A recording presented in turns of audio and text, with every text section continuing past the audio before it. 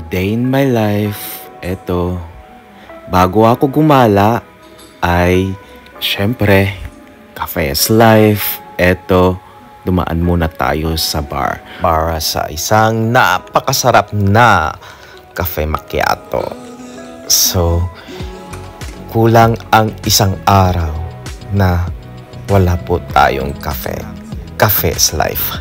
So sa pag-aantay namin ng isang oras, eto na po kami. Paalis na ang aming bus. So eto, excited na para marating ang San Marino. Yay! Excited yarn, excited yarn. So bar time and at the same time restroom time. So, eto nga, dumaan kami sa isang bar. Nag-freshness check lang tayo. And eto nga, kailangan pumuli natin ng kape. So, sabi ko nga, cafe is life. Sadyang kaakibat ko na yata talaga ang kape sa aking buhay. So, parang kulang ang isang beses lang, kundi 2 o 3 ay solved na po ako.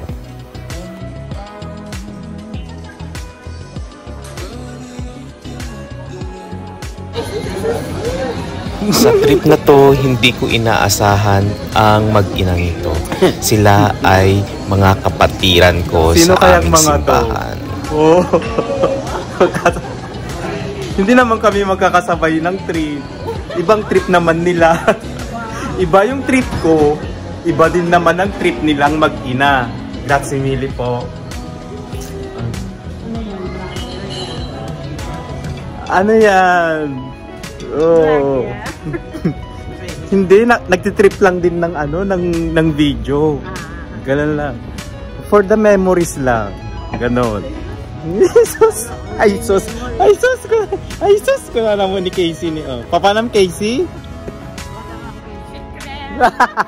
Yan, ayaw maniwala ni Casey. So eto nga, thank you Jesus, nakarating na kami sa hotel. And nakapagpalit na rin po tayo ng ating damit. So, eto, excited na ang inyong kuya para sa kanyang San Marino adventure. So, eto nga, malapit na kami sa San Marino and una naming pinuntahan ay ang bentahan ng mga perfumes. Kaso nga lang, di ako bumili dahil kita ko naman na mga fake ang mga binebenta. Muntik na akong mabudol pero meron namang mga negosyo ng perfumes ang mga original. So ito, dinala kami dito dahil ang alam po nila ay makaka-discount po kami. Kaso nga lang, mga fake naman ang mga binebenta. So ito, napakaganda nga. Nag-e-enjoy na ang inyong kuya.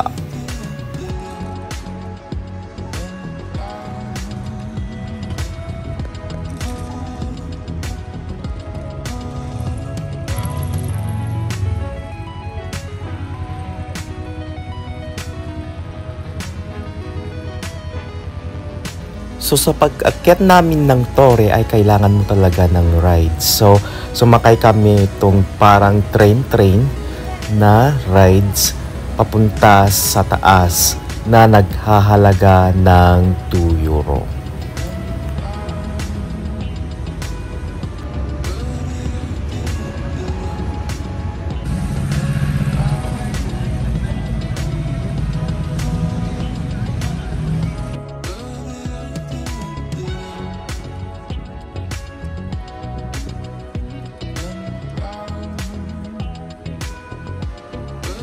Yes, malapit na kami sa site ng Torre and eto na nga, sa tanawin pa lang ay solve na po tayo.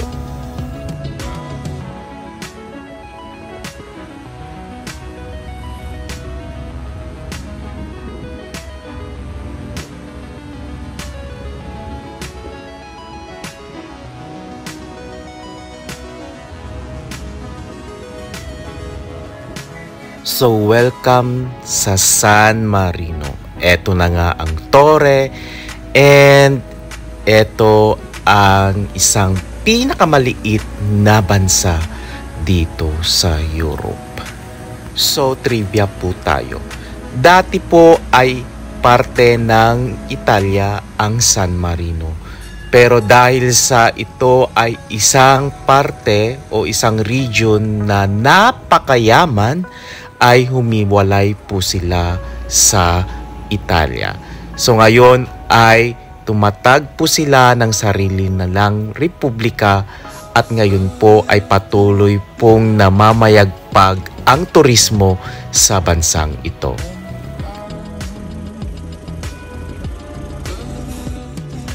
So eto nga, excited na ang inyong kuya para akyatin at i-discover ang touring ito. So pagbungad mo pa lang ay mapapawaw ka na.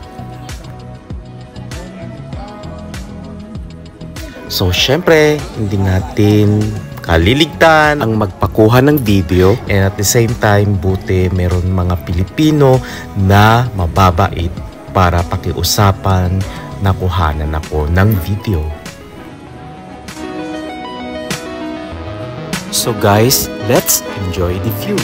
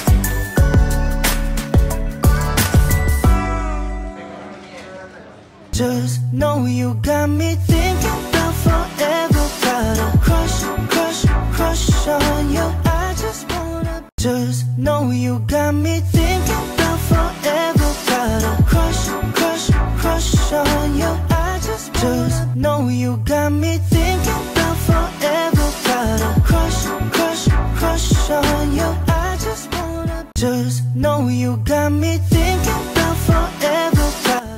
This is one of a kind experience, and see you again on my next vlog.